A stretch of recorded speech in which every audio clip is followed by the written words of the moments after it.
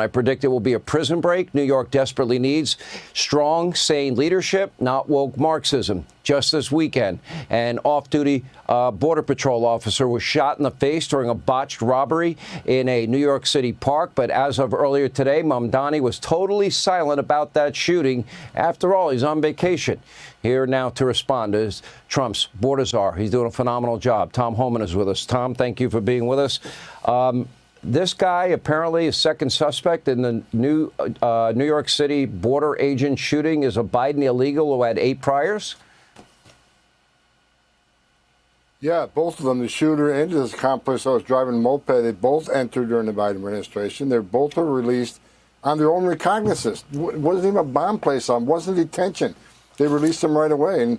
And as you said, in the last 4 years, Sean, unvetted people released, illegal aliens released in the country, weren't held more than a day, and and they've both been involved with criminal activity in Massachusetts and in New York. Arrested in New York 3 times, and not one time did NYPD reach out to ICE or respond or detain or just reach back in the street. So New York State Democrats have funneled over $600 million taxpayer dollars to illegal alien advocacy groups. They want to hire attorneys for illegal immigrants in their state. How is that in and of itself legal? Because I don't believe it is. Well, Governor Hochul, she supported the Bail Reform Act. This is why these illegal aliens, walked out of a NYPD precinct. They didn't even get to Rikers Island. So it starts with bail reform. Then the sanctuary city, starts with de Blasio and the city council. I put a lot of blame on the city council because we had an agreement to put ICE back into Rikers Island so we can arrest a lot of bad guys in the safety and security of Rikers Island. And the city council sued and stopped that from happening. So I put a lot of blame on the city council why the crime rate is so high in New York. But look, we're arresting record amounts of public safety threats in New York. We're making New York safer every day because of the people we arrest. But we got a lot more to do. We got a lot more to find. And that's why President Trump committed 2 weeks ago.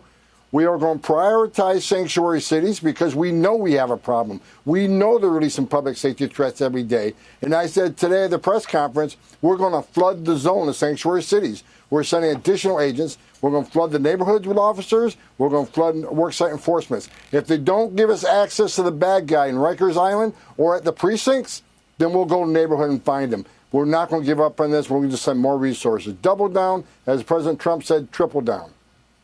Okay, so ICE agents did arrest a Mexican illegal immigrant after the beheaded body of an Illinois woman was found in his yard. And, I listen to Hunter Biden lashing out, dropping F-bomb after F-bomb. That's fine. The guy made millions, admittedly had no experience in energy, oil, gas, or coal, or Ukraine, or China. Put all that aside. And he's saying all of this, and this is very typical of the left. Not one time his father, he didn't mention how his father allowed anywhere between, 12 and 20 million people. We don't know the actual number. And known terrorists and cartel members, gang members, murderers, rapists, and other violent criminals.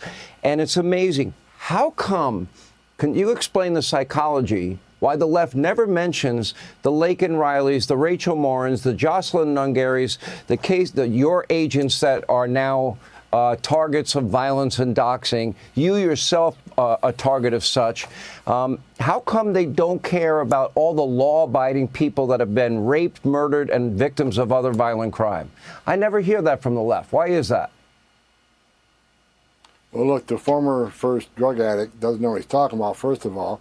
But the left doesn't want to admit the truth. The left doesn't want to admit the truth. They know that under President Biden, not by accident, not by mismanagement, not by incompetence, by design, 10.5 million people came to our border and they released a vast majority of the United States. Sex trafficking women and children, historic high. Over 250,000 Americans dead from fentanyl coming across the border, an historic high. Over 400 people on terrorist watch lists were arrested coming across the border, an historic high. Cartels made more money than they ever made. And as you and me talked about many times, over 2 million known gotaways enter this country. We arrested 400 people on terrorist watch lists. How many of that 2 million came from the country sponsoring terror that Joe Biden led in this country? So you're right. President Trump's come back in office. We are looking for these people. We're trying to find as many criminals, national security threats as we can. Right now, in 7 weeks, President Trump created the most secure border in the history of this nation in 7 weeks.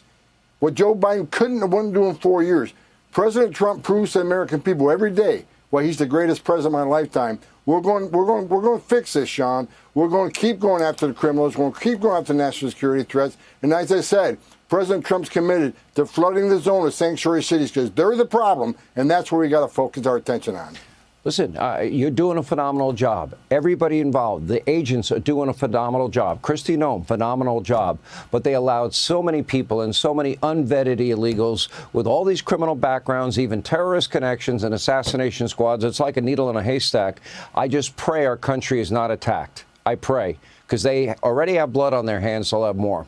Tom Homan, good to see you, my friend. Always. Thank you.